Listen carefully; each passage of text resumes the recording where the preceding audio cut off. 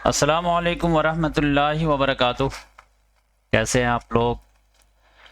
आज की सबसे बड़ी खबर, हर लम्हा और हर घंटा जो है खबरें जो है तब्दील हो रही, और ख़ास तौर से वेनेजुएला और अमेरिका के ताल्लुक से। वेनेजुएला का सदर वाइफ के साथ किडनैप हो गया है, अमेरिका ने किडनैप किया है, यानी एक सदर ने दूसरे सदर को किडनैप कर लिया है। तो सुबह से मैं आप लोगों को जो है अपडेट दे रहा हूं। तो अभी मज़ीद अपडेट ये है कि लोगों को एक ख्वाहिश थी कि वाकई में ये कंफर्म हो गया क्या कि निकोलस मदुरो को जो है अमेरिका ने पकड़ लिया है। तो ये तो कंफर्म था कि डोनाल्ड ट्रंप ने कह दिया था। अब ये कंफर्मेशन भी आ गया है वेनेजुएला की तरफ से भी कि हाँ, हमारा जो है सदर गायब है। तो उसने जो है वहाँ का डिफेंस मिनिस्टर जो है वो आया है सामने, प्रेस कॉन्फ्रेंस किया है और उसने सवाल किया है कि फिर बताओ कि मेरा सदर किस हाल में है। इसका मतलब यह है कि वो वेनेजुएला में नहीं है। अब यह है कि कहाँ लेकर के रख दिया उसको। तो अमेरिका ने कहा कि नहीं, वो उसको अमेरिका लाया गया है। अब अमेरिका में तो 50 स्टेट से कहाँ रखा है, तो न्यूयॉर्क में रखा है और न्यूयॉर्क में जो है उसका ट्रायल होगा, क्योंकि ड्रग ट्रैफिकिंग वगैरह के जो इल्ज़ाम है उस पर, जबकि सब लोग जानते हैं कि ये जो है एक ऐसे ही बहाना है जैसे सद्दाम हुसैन पे बहाना लगा था 2003 में और फिर 2006 में उसको फांसी दे दिया गया था। तो इसी तरह एक मर्तबा जो है ये लोग पनामा के सदर के साथ भी ऐसा ही किए थे 1989 में, और 2003 में जो है इराक के सदर के साथ किए। अब जो है 2025 में वेनेजुएला के सदर के साथ किए। तो डोनाल्ड ट्रंप ने तस्वीर भी शाये कर दिया है और दुनिया से जो रिएक्शन वगैरह आ रहा है। तो चाइना तो ज़्यादा कुछ नहीं बोला है, रशिया ने बोला है कि आगे मत बढ़ना। अब आगे क्या बढ़ेगा जब सदर ही कब्जा हो गया, तो आगे क्या बढ़ना।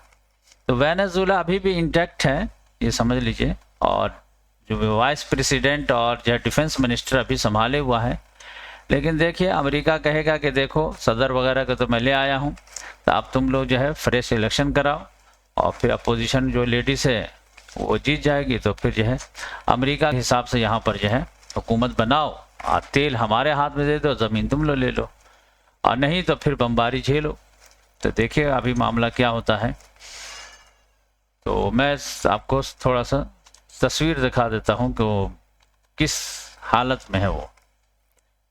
तो ये देखिए सद्दाम हुसैन की सबको याद आ गई। Maduro joins Iraq Saddam's Panama's Noriega as latest leader taken by US. तो सब लोग कंडेम कर रहे हैं, अमेरिका में भी लोग कंडेम कर रहे हैं। ये देखिए यहाँ पर मदुरो की जो तस्वीर आई है।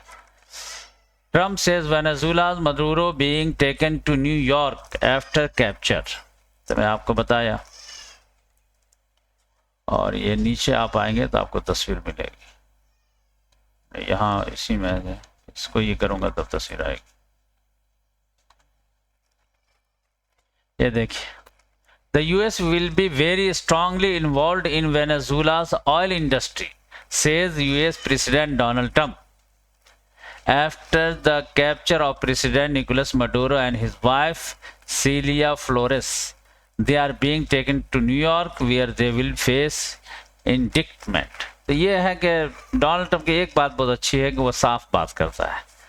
यह है कि जंग में जो है थोड़ा घुमाता फिराता भी है, बातचीत भी शुरू करता है, जंग की तैयारी करके अटैक भी कर देता है, लेकिन यह है कि थोड़ा सा साफ गो तो है।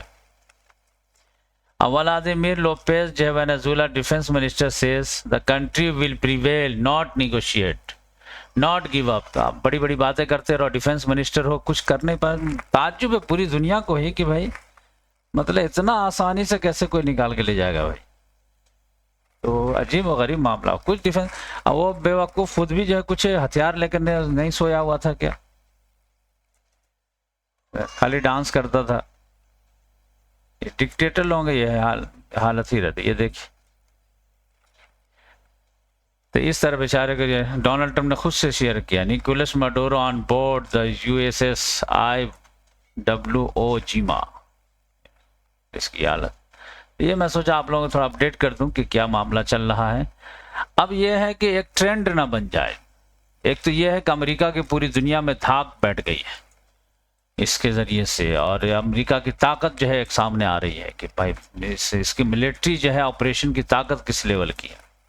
और या ये भी है कि जो है कुछ लोग कहते हैं कि ये निगोशिएटेड जो है मामला था, पहले ही से तय था कि ऐसा कर, चलो अमेरिका ने ऑप्शन दिया कि तुम यहाँ से निकल जाओ वरना मैं पूरा तबाह बर्बाद कर दूंगा, तो उसने कहा कि भाई मैं ही निकल जाता हूँ, इस सब कुछ छोड़ दो। लेकिन अभी बात क्लियर होगी। देखिए, तो अब यह है कि चाइना के लिए अगर यह है कि वेनेजुएला को नहीं बचाया, कल होकर के ईरान पे हमला करेगा, ईरान को नहीं बचाएगा, फिर और भी तेल वाले जो हैं, तो फिर कहीं ऐसा ना हो कि रशिया चाइना को जो है तेल खरीदना एक मुश्किल ना कर दे। कि चाइना को तो नहीं मार सकते, लेकिन चाइना को तेल मारे बेचेगा उसको पीटेंगे, जैसे अभी वेनेजुएला को ये किया। तो अभी जिस तरह वो सस्ते में तेल खरीदता रहता है वैसे मुश्किल ना हो जाए। इसी तरह रशिया का जो है शिप जो है कार्गो जो घूमता रहता है उसको पकड़ना ना शुरू कर दे, यानी एक लाख से दादागिरी न करना शुरू कर दे, तो ये भी मामला हो सकता है। और ये भी एक मामला हो सकता है कि फिर ये लोग अपने तरीके से करना शुरू कर दे कि अगर तुम जो है वेनेजुएला के सदर को उठा के ले आए हो तो हम कजाकिस्तान के सदर को उठा के ले आएंगे, ये कहेगा मैं ताइवान के सदर को उठा के ले आता हूँ, तो सब आदमी जो इख्तलाफ करे उठा के ले आओ बस। इंडिया जो बांग्लादेश के जो सदर को उठा के ले आएगा, पाकिस्तान जो अफगानिस्तान के सदर को उठा के ले आएगा, तो ये तो अजीब गरीब, यानी लॉ एंड ऑर्डर जो है कोई मतलब ही नहीं रह जाएगा। जो सेकेंड वर्ल्ड वॉर के बाद जो यूनाइटेड नेशन बना कि भाई हम लोग जंग लड़ते लड़ते जो है सब कुछ खो दिए और हम लोग सीख गए हैं कि लड़ने से फ़ायदा नहीं है, कानून की पाबंदी होनी चाहिए, कानून की हुक्मरानी होनी चाहिए। तो कानून की उल्लंघन तो वही कर रहा जो कानून बनाया था। तो ये देखिए क्या होता है। तो मैं सोचा कि आज लेटेस्ट अपडेट कर देता हूँ, फिर मिलेंगे इंशाल्लाह नेक्स्ट वीडियो में और कल तफसील से बात करेंगे। लेकिन मुझे ताज्जुब तो है कि या तो ये जो है फिक्स गेम है या फिर जो है बहुत ही बड़ी नाअहली है वेनेजुएला की कि 2 महीना से वार्निंग देने के बावजूद वो जो है कुछ तैयारी नहीं थी, समझिए क्लास। और क्या कैजुअलिटी वगैरह हुई अभी इसकी कोई तफसीलात वगैरह नहीं आए, तो देखते हैं क्या होता है। और कहीं इस तरह का ऑपरेशन ईरान में तो नहीं करेंगे, तो वहाँ भी मसला हो जाएगा। तो अगर जो है अली खामनेई साहब का मामला ऐसा हो गया तो बहुत ही ज़्यादा डेंजर हो जाएगा, बहुत ही ज़्यादा, पूरी दुनिया में एक हड़कंप मच जाएगा।